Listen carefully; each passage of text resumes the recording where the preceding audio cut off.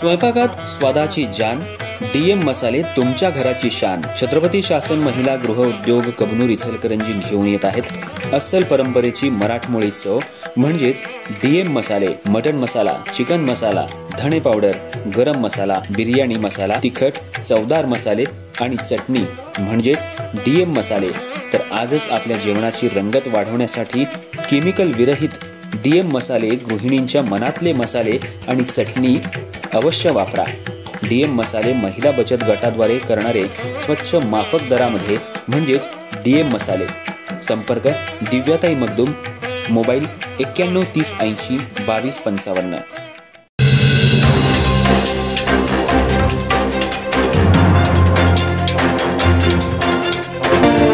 नमस्कार, मी तेजस्विनी मगदूम। एम मराठीमध्ये आपल्या सर्वांचं स्वागत आहे। पाहूया ठळक घडामोडी।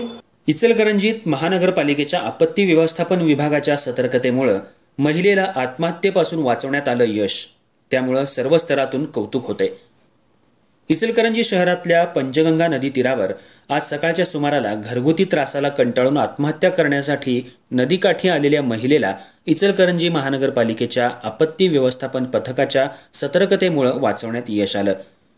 अंजली संजय वायदंडे, वय 50, राहणार लालनगर इचलकरंजी असं महिलेचं नाव असून आज सकाळी अंजली वायदंडे या कौटुंबिक वादातून मानसिक तणावाखाली येऊन थेट पंचगंगा नदीच्या तीरावर आत्महत्या करण्यासाठी पोहोचल्या। दरम्यान महापालिकेचे आपत्ती व्यवस्थापन पथक पूरस्थितीच्या पार्श्वभूमीवर पंचगंगा नदी काठावर तैनात करण्यात आलं होतं।